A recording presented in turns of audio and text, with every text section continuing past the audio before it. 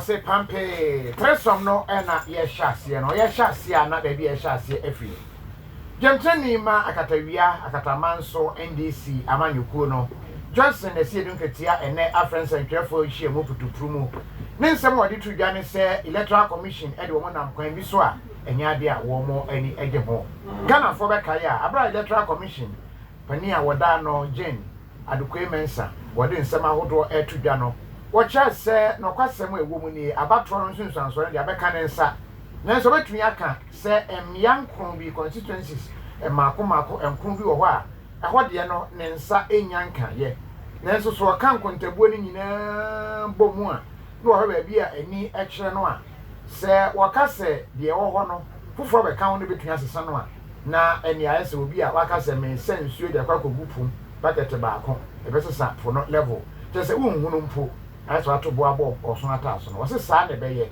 enti de ekura no obetumi declare enumu eno edi 56% ede ema omampani elect John Dramani Mahama ede 41 ede ma vice president outgoing Dr. Mahmoud Bawumiano na sa outstanding nkuni no de akwa twema mentwe ekoso ewo saa me yahodui we si mempene we si de ekura wo no enye enoa we so se eye enoa ena akwaya preaprea enti wo mokenkan ni yabo atrogu wo mokenkan enam so ma se de na ekono National Election Security Task Force no and Electoral Commission eka won tam ebo ano se Captain Planet wind no water no eno mukukuru yese ya santan kan sanken kan ye bia aka bia no ye di ka polling station ye metwa so na ye mfa collection no ye kika ni nyina nsia ni enya zigma fx no na ebenya yenya ewon kan ha wo mo hya ase tu ho anamo wo ho abeti wo bi po ede na ekoso mempene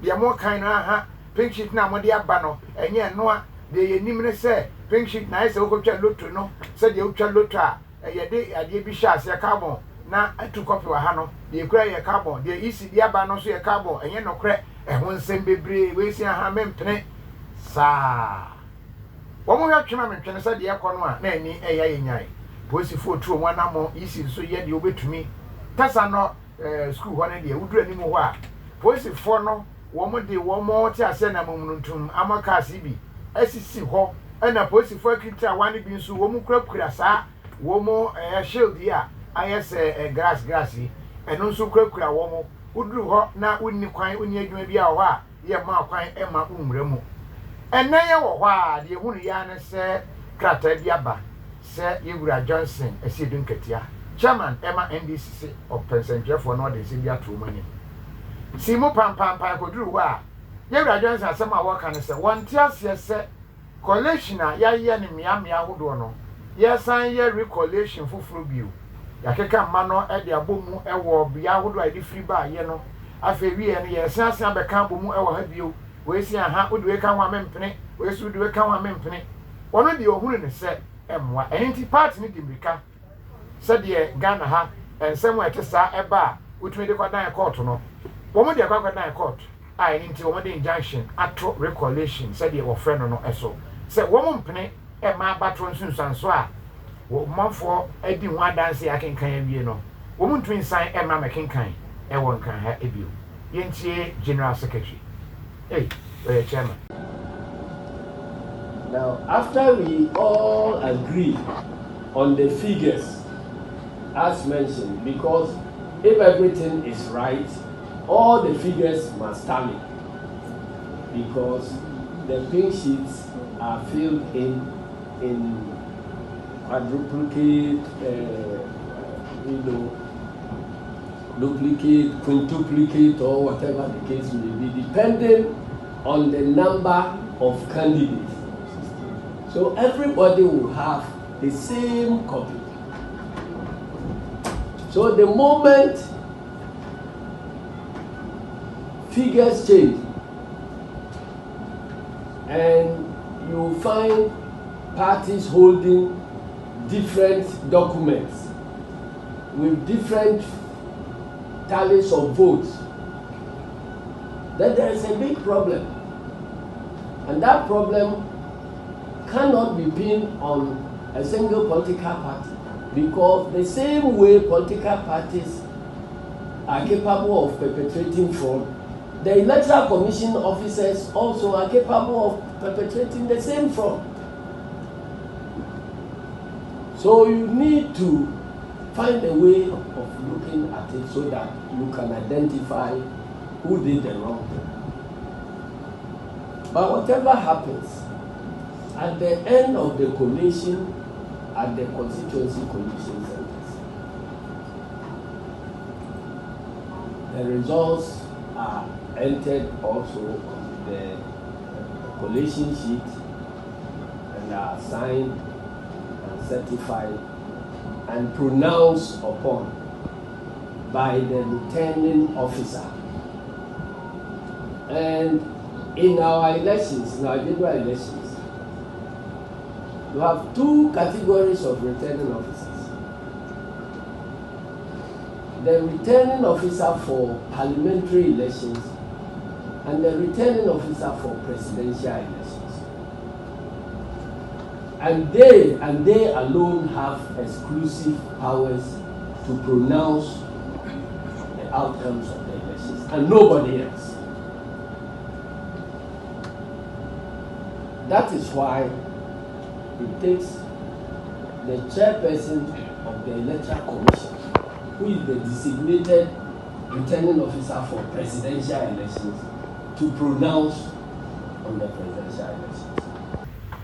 We Nima, the National Democratic Congress, Johnson Asiedu Nketiah.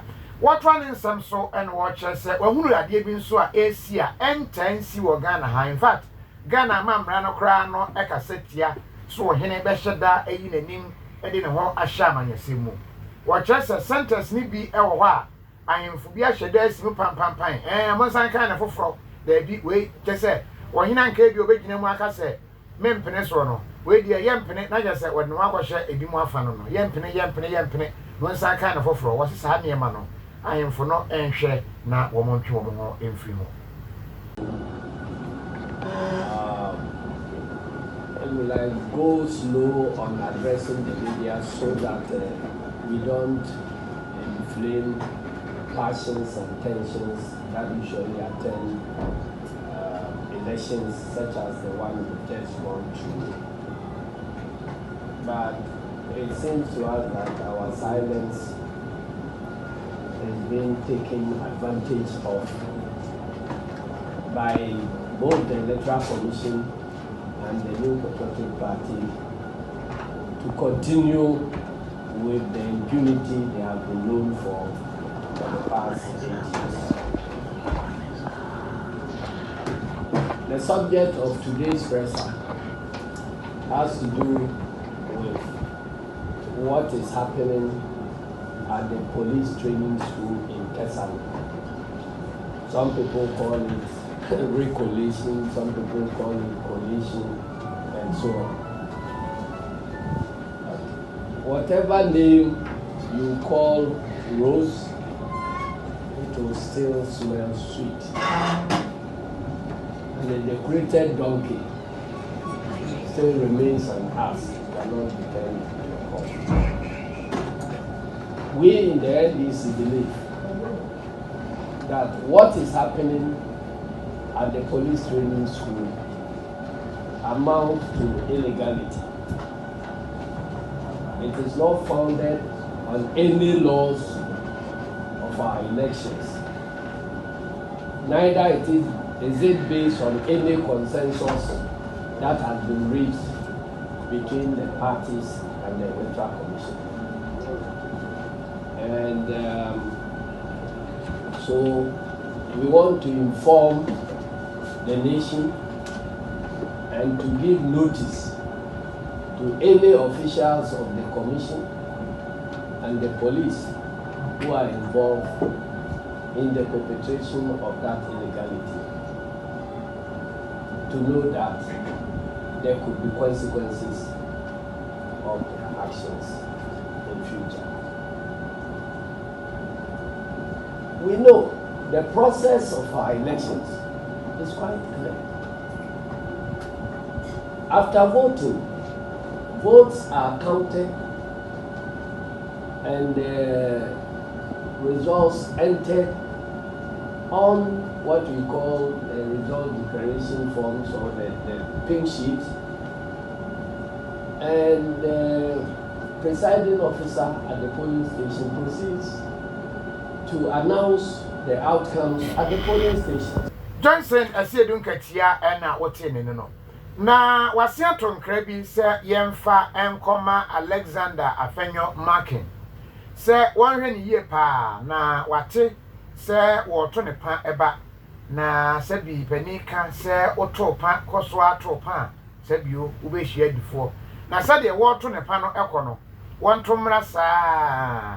Wo behia no e de ahia no na wono ahunu se wato atopa bone. Womo chase wokasa bebre nanso so do ani akyeremu e wo na batron pesua ne mpatamu ahodo no a womo chase tututu okoso wo ho region central region wo ho abeti we ya ye we chase etitrasem pi no ekoso wo ho nanso wagya no ka e na chase ensam a opani Asiedu Nketiah chase eni so woka e na esi wode nani akyere ho a wode focus akọ wonhwe no wonkonkoye de ebeboa. Junior brother Afenyo Markin, who having rejected the position of minority leader, is now on his way to becoming a micro minority.